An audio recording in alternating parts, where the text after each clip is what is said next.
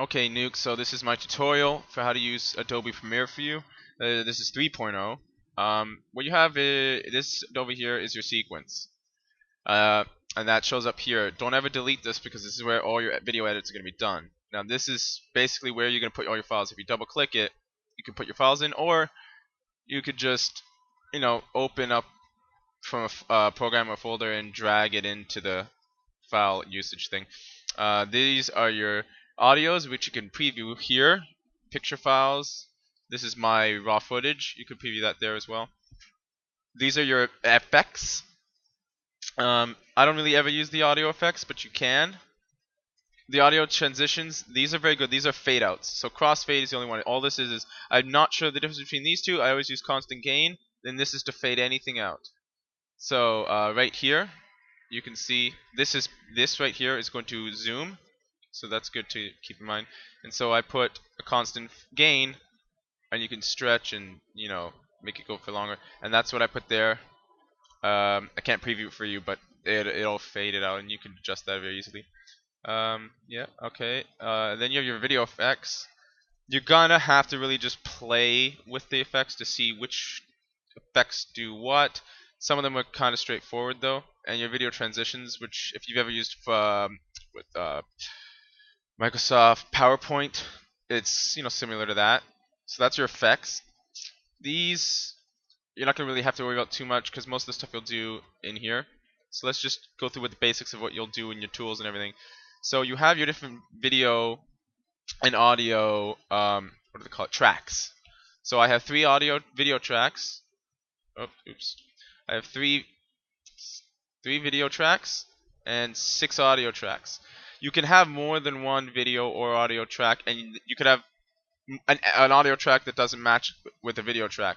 If you wanted to, let's say, use 4 different video files at once, because let's say you wanted to have like overlaying different videos for whatever purposes you wanted, you'd have one, in video 1, then you'd have one in video 2, and then in video 3, and then you would eventually have to drag a video up here, which would create another track. You could also do it manually by going to add tracks, and this will allow you add video or audio tracks and all that. And so, but now the important thing is you want to make sure your video is always full screen, and even though your raw footage is your raw footage, it will not automatically put it in full screen. So let's just say you tried to put it in full screen, right? You try to get the right size of the audio. Usually I'm pretty good like that. But let's say after everything you recorded, it came out like this. You had this black bar. So what you would do is one of two things. You can not have it like that. You can click on it and adjust. It always adjusts to scale, and make it sure it's like this. Anytime you have any separated video clips, you always want to make sure that it's going to be A, the same size, but B, no black around it. And if you want to be exact with it, you could also use the scale here. And this is where you go to effect controls, right? And so then you would do that, right? I have it 100, mine works, but this will rotate it. If you don't want it in uniform scale, you can stretch it like that. You take off uniform scale, of course. This gives you also opacity. So, if I wanted to, I could. Let me just try and do this properly. Do I not have enough opacity? Oh, I have to do it the other way. Hold on. Anything above a video track is the one that's going to show up first. So video 2 will show up ahead of video 1. So if I lower the opacity, now you can see both. You see like that, you can do that. Control and Z is going to undo anything you do. If you want to redo it, it's Control plus Shift plus Z. That'll redo everything. And I'm sorry that the video is moving now, but that's because of the thing that Hypercam just made move. I'll try and put that back. Oh, well, anyway, so that's how you redo stuff and undo it. Undo and redo it. Anyway, that's an important thing to keep in mind. Also, anytime you want to copy and paste, you right click, you go copy. But make sure to keep in mind that whatever video track or audio track you selected, that's where it's going to copy to. so you want to, let's say, not select overlapping a track. If I had audio for this one, right, and I paste it over it, it'll delete my audio, and that'll get you a lot of editing trouble. I just don't recommend doing that. So I'll go to video 3, I can push Control V, and now my thing is pasted there. Okay, moving on. These are the edits you're gonna probably want to do. Sorry, I can't get the menu to be seen. Okay, basically this right here, this is how to cut. So, okay, so let's say I want to, let me find the point for you where I could most easily explain this. I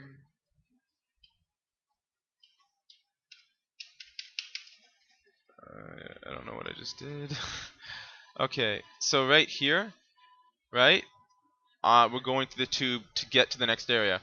So let's say I wanted to cut this out.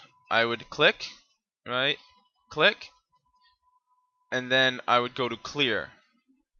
If you do that, you have to then go to the select tool to move everything back.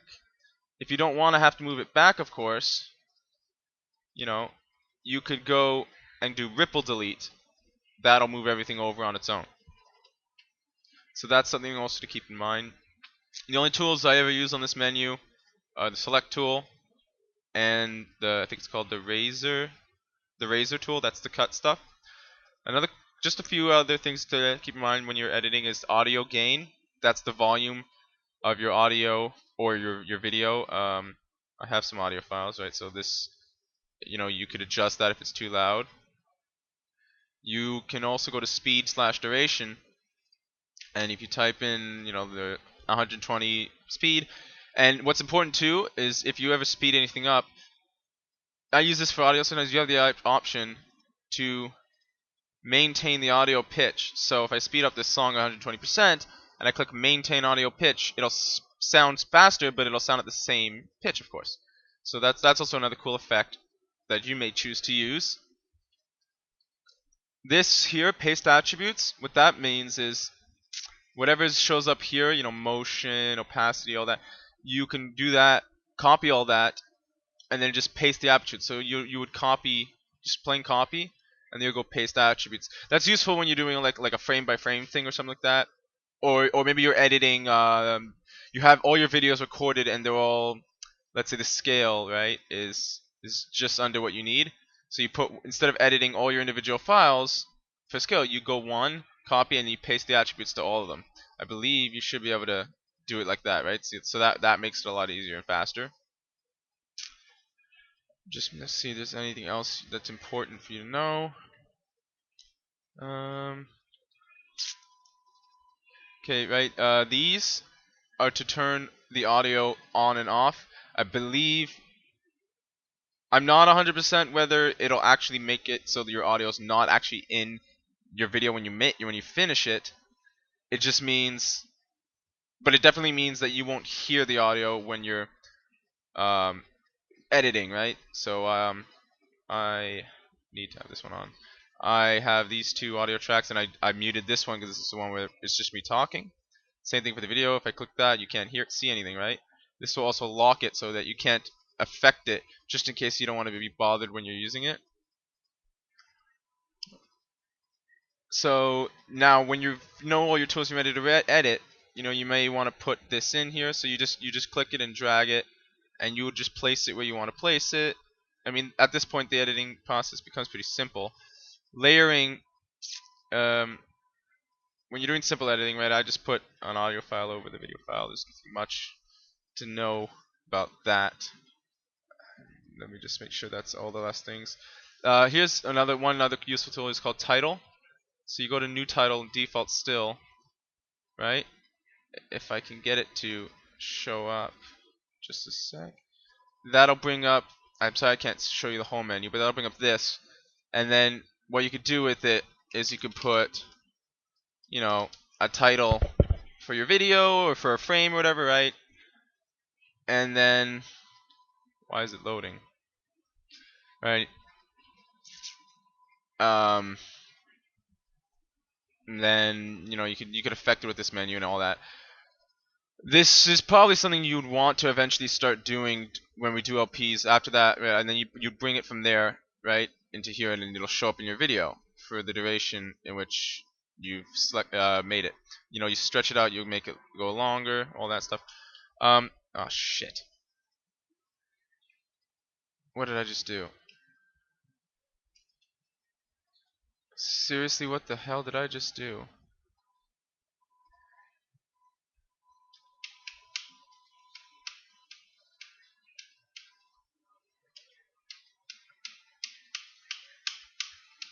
Why did it just delete all my footage? Uh, there we go.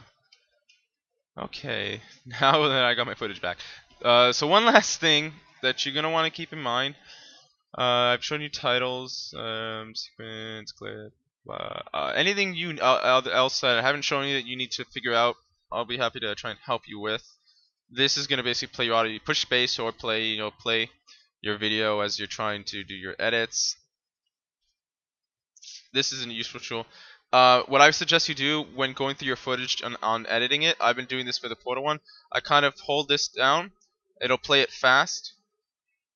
And this is just a quick way to go through your footage so you can see what to take out, how to edit, what to do, all that. That's useful for me anyway. Okay, so let's say now you're ready to edit. That's why I deleted this. Okay, so I have 15 minutes of footage. I don't want this in here. So for now, I'm just going to delete it. When my video's made, I'm going to bring it back though, and then I'm going to delete everything before it. So right now, I just want to make my video, so I'm going to go to File. And now what I'm going to do is I'm going to go to Export. Before I do that though, one thing to keep in mind is to always have a project saved. So I go to Save As, and I have my different projects here. So this is called Let's Play Portal 2 Co-op, so I save it. I'll do that just in case my thing went away or whatever, and I lost my footage and where I was at. This will keep it in there. It auto saves every now and then, but just in case, you should always keep sure to save your project. So now we go to Export. Now, if let's say I just wanted the audio, I could go to Export Audio. Let's say I only want audio and I'm just doing audio, they have the option for audio there. So you're gonna go to Export Movie. These are the settings I use.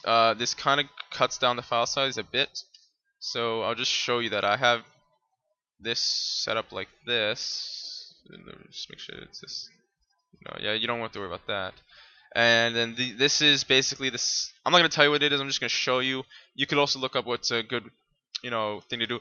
Unlike Movie Maker, I don't know how to get as low a file as Movie Maker gives you. Although I've been opting to keep the rendered file from Premiere and upload that. If I put whatever file I'm about to get from this, which is like 2 gigs worth, into Movie Maker, I could lower it to like 200 megabytes and it'll take like 20 minutes to upload. But it's a lot less quality, and I prefer for the LPs, especially on an alternate channel, when I don't have to worry about how long it's taking to go up, to just keep the quality. So I have that there, and keyframe rate and rendering. Let's just see. I use that, and of course audio. It's just this. Pause the video if you need to see what I have.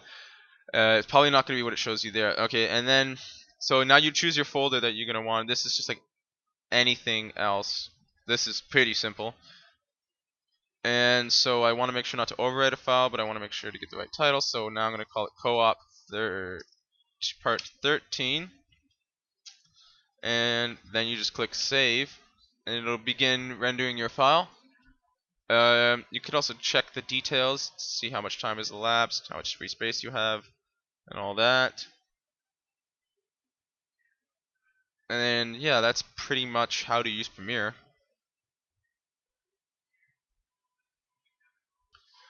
So once your video file has finished rendering, you will see it right here. You can do what you want with it there. Excuse me. And from that file, what you'll probably do is you'll put this file on YouTube and put whatever you want, whatever you want to do with it. If you're doing the LP, This will be your personal raw file, which you can watch yourself while we watch the ones you put up on YouTube, and that's where we'll do a commentary. Once you've finished that, um, I will show you an example of what to do. So now you finished your raw, right? We have our commentary. I will send you the commentary. So you'll pretend this is the beginning of the file, right? You'll put in right at the start, and you won't really have to edit anything. You just put that in there, right? You'll get your let me get it. You'll get your commentary, right? You'll put it there. You'll match it,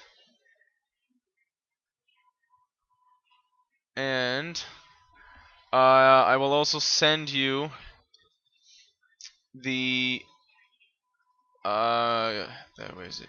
The picture you need.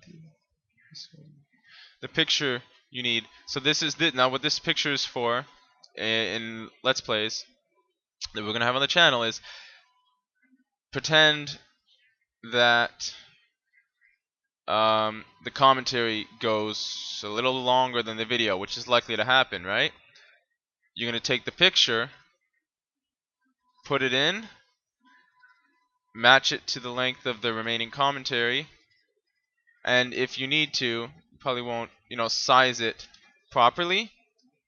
And once that's done, you go to export movie, you do the same process again, and once you have your now finished finalized file, you take that, you put it on our main YouTube channel, and that's one part of the LP is done. This portion of the editing will be done basically when your entire Let's Play is done, more or less. Oh shit. So that's pretty much it. Just to make it easy on yourself, this is what I do when I do one part and I have more video remaining from that footage. So, I took it away. Now I'm going to push Control Z, take it back, take everything that I had put in the previous part, highlight it all, which is taking a while. I should have zoomed out a bit. Okay, I will go ripple delete. This is where your video shows. So if it's over here and I'm looking at this, it's gonna move me back there. So whenever you delete it, you go back to the beginning, right? And now I continue editing where I left off. That's it. Anything else you're gonna get have questions on? Let me know. This is basically the pretty basic tutorial of how to use this. You'll get used to it, and you'll find it's a very good way to make simple videos and stuff. All right. I hope that helps. Later.